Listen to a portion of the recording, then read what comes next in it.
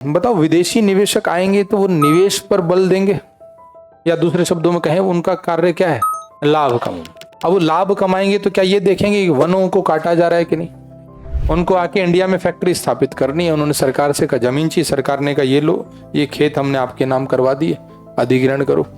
उन्होंने वनों की कटाई करी, वहां पे फैक्ट्रियां लगाई। फैक्ट्री लगेगी तो बताओ जीडीपी का ग्रोथ बढ़ रहा है, लेकिन उस फैक्ट्री के लगने से जो वनों की कटाई हुई उससे नुकसान, तो पर्यावरण क्षति हो रही है।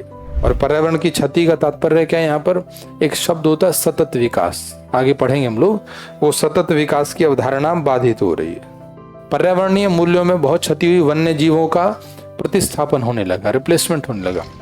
आज भी आप देखते होंगे हाईवे वगैरह जो बन रहे हैं नए नए, वो जंगलों में से होकर निकाले जा रहे हैं, पहाड़ों को काटा जा रहा है। इससे पूरा जो पारिस्थितिकी तंत्र है, इकोलॉजिकल सिस्टम है, पूरा बदल रहा है, डिस्टर्ब हो रहा है, असंतुलित हो रहा है।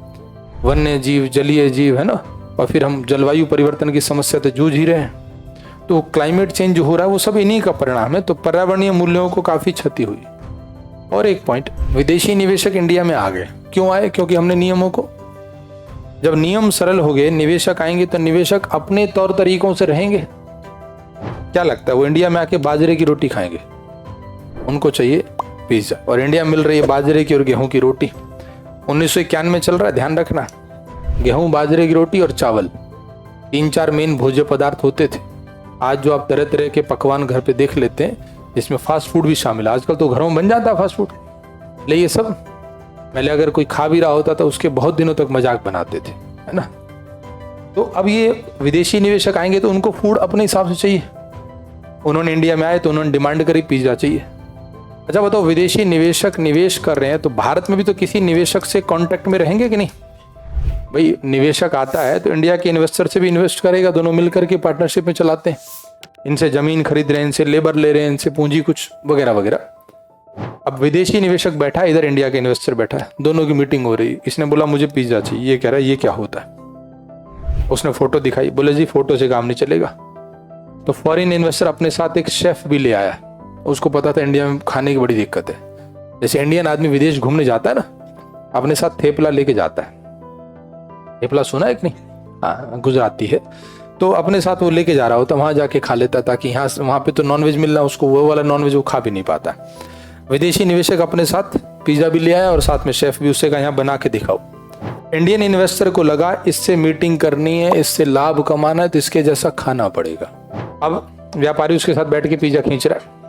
अच्छा तो नहीं लगा, लेकिन जैसे तैसे खींच गया। फिर थोड़े दिन बाद उसको जब 2-4 बार बैठा, 2-4 बार खाया तो आदत पड़ गई।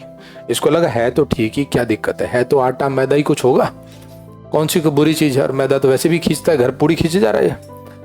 तो इन्होंने धीरे धीरे पिज्जा शुरू कर दिया खाना।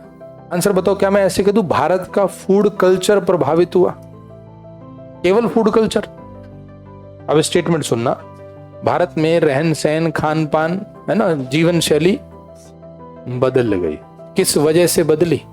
एक शब्द में बोलना हो तो उदारीकरण। हम लोग बोलते हैं कि भारत में वेस्टर्न कल्चर का प्रभाव है ना, किसको क्या पहनना है सब वेस्टर्न कल्चर से आ रहा है, कौन क्या खा रहा है वेस्टर्न कल्चर का प्रभाव है, बोलते हैं कि नहीं? वो जो वेस्टर्न कल्चर इंडिया में आया कहाँ से? अब बताओ दोबारा दूसरे शब्दों में, उदारीकरण ने हमारी सभ्यता, संस्कृति, खान पान, रहन सहन, जीवन शैली को बहुत व्यापक तरीके से बदल दिया। यानी इतनी सभ्यता संस्कृति बदली है। हम उसको गलत नहीं कह रहे हैं कि वो बदल गया तो गलत है, गलत कहना अलग बात हो जाइए। हम कह रहे हैं बदलाव हो गया। भारत के लोग आज पिज्जा खींच रहे हैं और विदेशी लोग भारत में आकर ढूंढ रहे होते हैं बाजरे की रोटी कैसी होती है। भारत के लोग सुबह 10 बजे, 10-11 बजे उठ रहे हैं और विदेश के लोग सुबह 5 बजे उठ के योग सीख रहे हैं। भारत के जो बड़े बड़े योग टीचर हैं वो विदेशों में जाके अच्छी कमाई कर रहे हैं। भारत में तो उनसे कोई योग सीखता नहीं, बोले हमें तो यूट्यूब पे फ्री में ढूंढेंगे। यूट्यूब पे फ्री में सुबह सुबह बाबा सिखाई देते हैं। तो अर्थात हो क्या रहा है, इंडिया का फूड कल्चर बहुत व्यापक प्रभावित हुआ। और केवल फूड कल्चर नहीं, ओवरऑल हमारा जो सांस्कृतिक सभ्यता, संस्कृति है, उसमें व्यापक बदलाव दिखता है। ये कहाँ से आया बदलाव? उदारीकरण से।